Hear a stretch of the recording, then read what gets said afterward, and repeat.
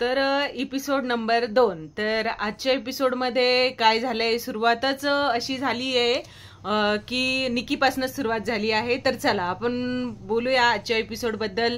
तर निकी जी आहे ती सुरुवातीलाच बसल्या बसल्या बिग बॉसला म्हणत होती तेच तेच काय लावून ठेवलंय, म्हणजे तेच बिग बॉस, कारण ती करून आलेली आहे पहिलेच बिग बॉस 14 मध्ये तिने खूप धिंगाणा घातला, अशी शांत नाही राहिलेली ती, तसंच इथं पण करतीये.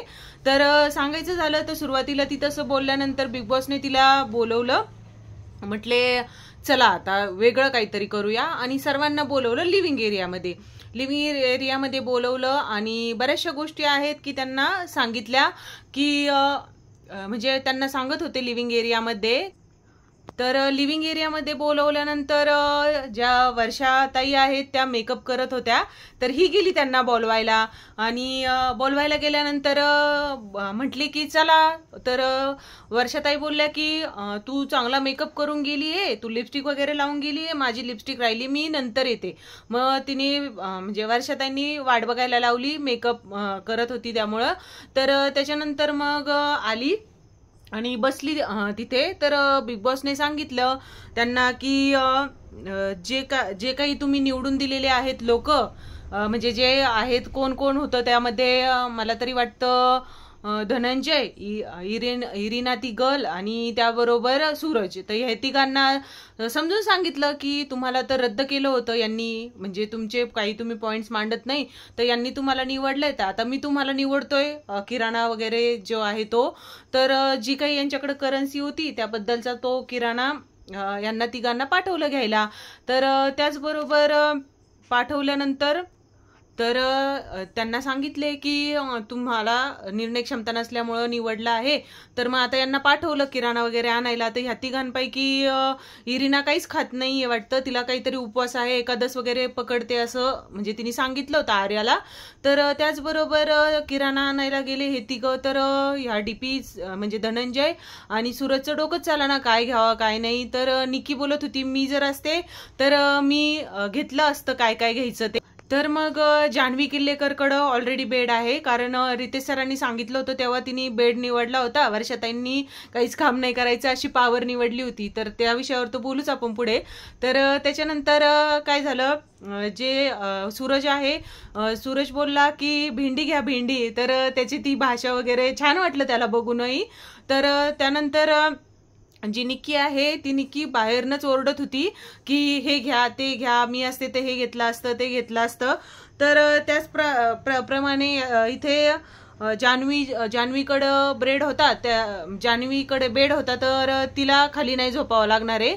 तर बिग बॉसने यांना आठवण करून दिली की या तिघांनी बेडच नाही चॉईस केलेला, तर तुम्हाला खाली जमिनीवरच झोपावं लागणार आहे, असं बिग बॉसने आठवणही करून दिली.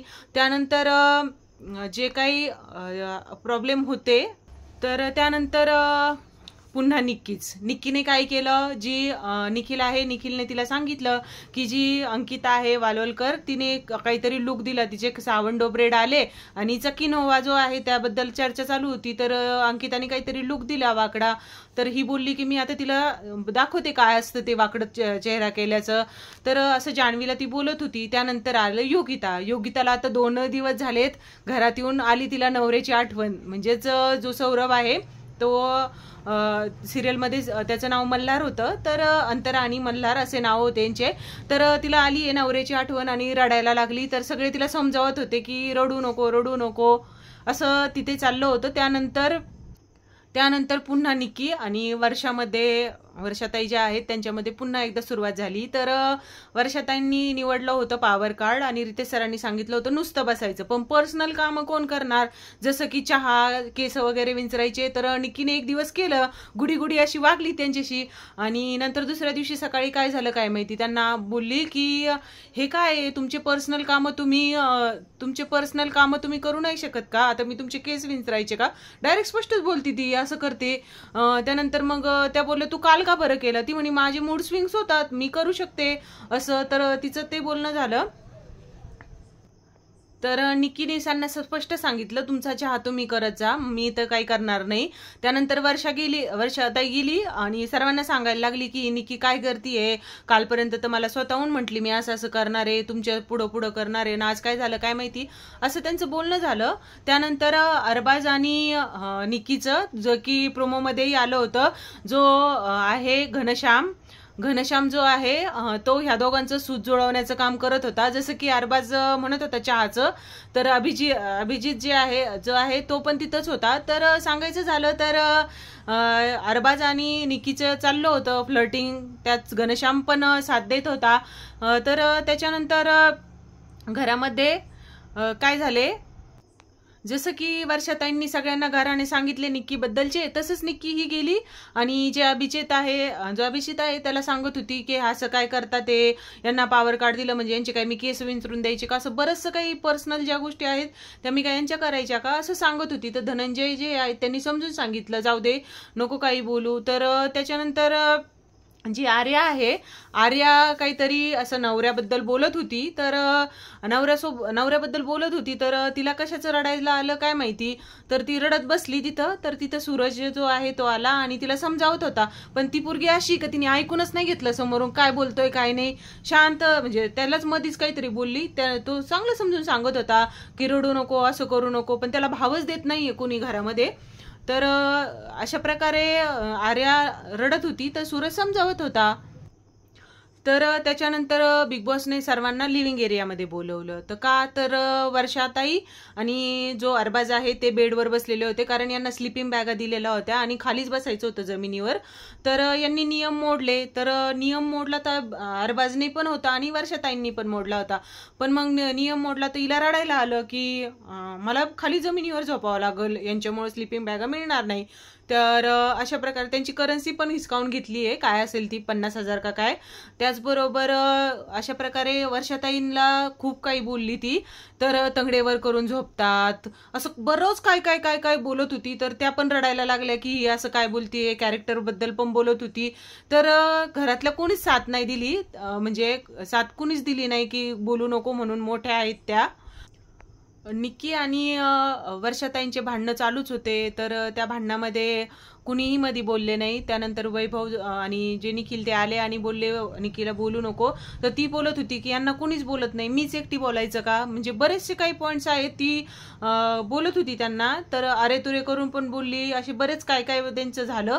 त्यानंतर बोलायचं झालं तर आर्या, जान्हवी किल्लेकर आणि योगिता ह्या तिघी जणी बसल्या होत्या आणि नॉमिनेशन बद्दलच डिस्कशन चालू होतं. म्हणत होत्या आता एक ग्रुप बनवायचा आहे आपल्याला आणि ग्रुप बनवून आपण पुढे चालू.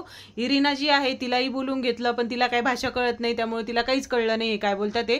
तर बिग बॉसचं खूप मोठा रूल आहे की असं नॉमिनेशन बद्दल काही बोलायचं नाही, डिस्कशनही करायचं नाही, असं नियम आहे बिग बॉस मध्ये.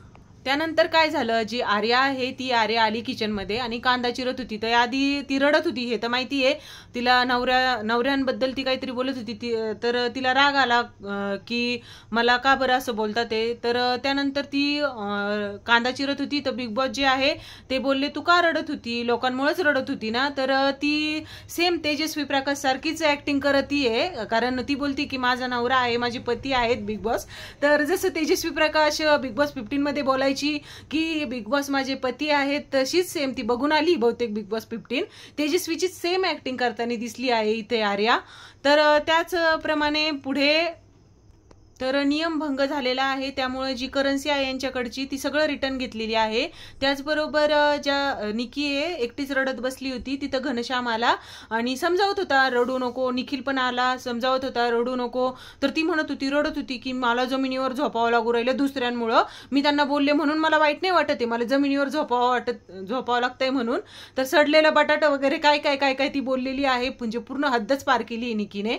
आणि त्याचबरोबर मला असं वाटतंय की जसं की किशोरी बिग बॉस मध्ये, बिग बॉस 2 मध्ये शिव ठाकरेच्या सीझन मध्ये शिवानी जी आहे, शिवानी वीणा ज्या आहेत त्या किशोरी शहाणे ज्या होत्या, त्यांचाही असाच अपमान करत होते. तर तीच पद्धत आता निकीने चालू ठेवली. बघितला आहे बहुतेक हा तो सीझन, आणि तीच पद्धतीने चालू ठेवलेली आहे.